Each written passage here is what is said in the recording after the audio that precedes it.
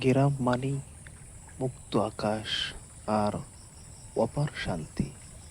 নিঃশ্বাস নিতে সবুজের সৌরভে ফিরে যায় গ্রামের কোলে। প্রকৃতির সান্নিধ্যে যেখানে হৃদয় খুঁজে পায় শান্তি, এটাই আমার প্রিয় গ্রাম। গ্রামের প্রতিটি কোণে লুকিয়ে থাকে শৈশবের স্মৃতি আর প্রাকৃতিক সৌন্দর্য। পাখির কুজন আর নদীর কুলকুল ধ্বনি মিলে গড়ে ওঠে গ্রামের মনোরম পরিবেশ। শহরের কোলাহল থেকে দূরে গ্রামের নিরিবিলিতে খুঁজে পাই জীবনের আসল অর্থ।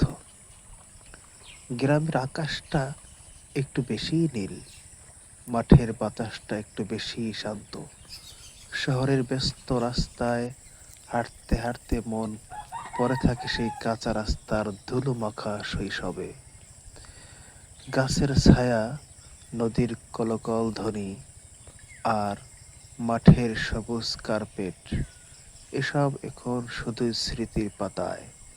শহরের দালানের জানালা খুললে সে মুক্ত বাতাসটা আর আসে না। শহরের ইটপাথরে হাঁটতে হাঁটতে হঠাৎ মনে পড়ে গ্রামের সেই কুয়াশার সকাল, টগবগে গরুর গাড়ি, সরষে ফুলের গন্ধ। আহ, সত্যি মনটা পড়ে আছে গ্রামেই। সকালবেলা চোখ খুললেই যদি দেখতাম কুয়াশার ঢাকা ধান ক্ষেত, দূরে বাঁশ বাগান, কিচির মিচির পাখির ডাক, তাহলে হয়তো মনটা এভাবে আর হাঁপিয়ে উঠত না।